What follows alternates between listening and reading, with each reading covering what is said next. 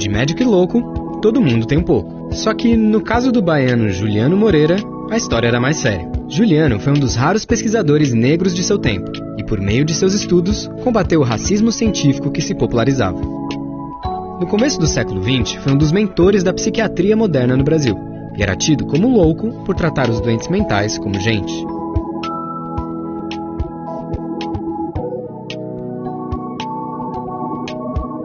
Juliano Moreira nasceu em Salvador. Era mestiço e pobre, filho de uma descendente de escravos e de um português. Sua mãe, Galdina Joaquina do Amaral, trabalhava na casa de Luiz Adriano Alves de Lima Gordilho, o barão de Itapuã, que era padrinho do menino. O pai, Manuel do Carmo Moreira Júnior, só assumiu a paternidade quando Galdina morreu. Juliano tinha apenas 13 anos, e foi com essa idade muito precoce que ele ingressou na Faculdade de Medicina da Bahia. Incentivado pelo padrinho, que era médico e professor da instituição, Juliano iniciou a graduação 2 anos antes da abolição formal da escravatura. Aos 19 anos, se formou médico e já era referência internacional no estudo da sífilis, com sua tese de graduação citada em importantes periódicos franceses. Depois de formado, fez diversas viagens de estudo para o exterior, visitando escolas e hospitais psiquiátricos na Alemanha, França, Inglaterra, Bélgica, Holanda, Itália, Áustria e Suíça. Numa viagem ao Egito, ficou internado para se tratar de tuberculose na cidade do Cairo. Lá ele conheceu Augusta Peck, enfermeira alemã que cuidava dele e com quem se casou. Com 24 anos, assumiu como professor assistente na cadeira de Clínica Psiquiátrica e de Moléstias Nervosas da faculdade em que se formou. Nesse período, já estudava a obra de Sigmund Freud e citava suas ideias em palestras 10 anos antes de qualquer outro no Brasil. Por isso, é considerado um precursor da psicanálise por aqui. No início de sua trajetória profissional, se dedicou a 2 áreas da medicina aparentemente desconectadas, a dermatologia e a neuropsiquiatria. Com habilidade, conciliou as 2 especialidades ao investigar distúrbios mentais em pacientes com hanseníase. Na mesma linha, inovou ao publicar estudos em que observava as condições psíquicas de pessoas acometidas por doenças infecciosas, como sífilis, tuberculose e gripe. Sua pesquisa não se limitava aos avanços clínicos. Ela também carregava um discurso social que combatia algumas crenças da psiquiatria brasileira do início do século XX.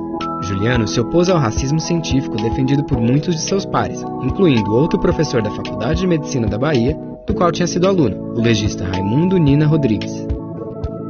Para Nina Rodrigues, a ocorrência de doenças mentais no Brasil era fruto da miscigenação racial, como se negros fossem inferiores e a mestiçagem explicasse a loucura dos pacientes. Na contramão desse pensamento, Juliano argumentava que a etnia do indivíduo não favorece nem dificulta a ocorrência de doenças mentais. Por fim, não aceitava a tese de que negros eram intelectualmente inferiores por natureza e de que a miscigenação causava malefícios à saúde física e mental.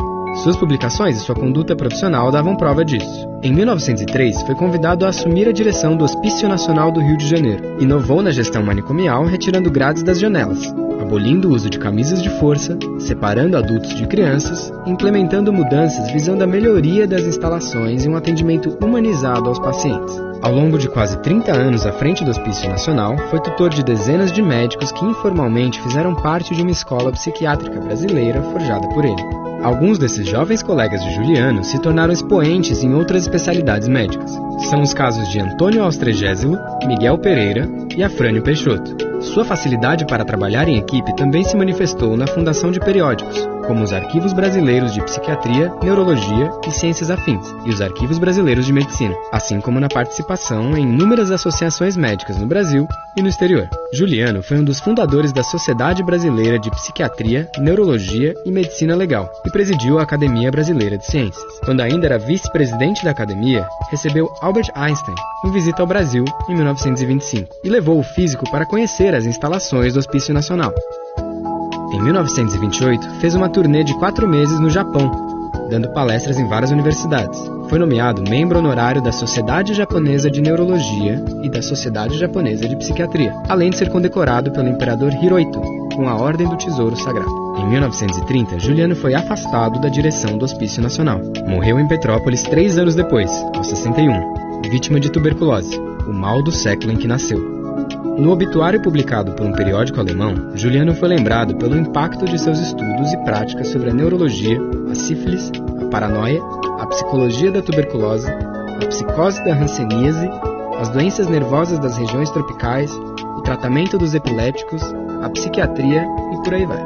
Hoje em dia, seu nome batiza um sanatório em Salvador. e um prêmio da Universidade Federal da Bahia para o formando em medicina com atividades de extensão mais expressivas. Se mais não puder fazer em benefício dos seus doentes mentais, basta receber o batismo de louco por ter feito a libertação dos mesmos.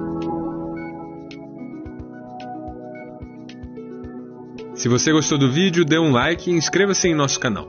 Acompanhe a série com perfis de cientistas do Brasil que você precisa conhecer e assine o Nexo Jornal.